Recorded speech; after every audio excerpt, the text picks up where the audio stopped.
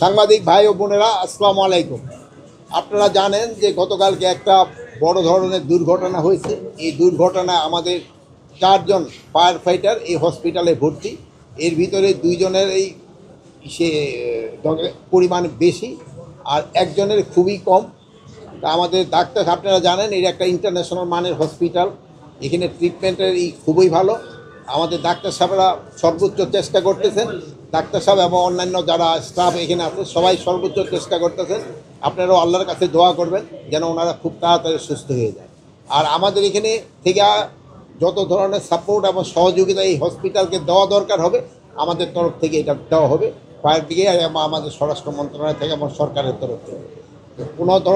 কোনো ধরনের নেগলিজেন্স দেখা যাবে না। এই ট্রিটমেন্টে সর্বোচ্চ সেবায় তাদের দেওয়া হবে এবং সর্বোচ্চ চিকিৎসা ব্যবস্থা করা হবে।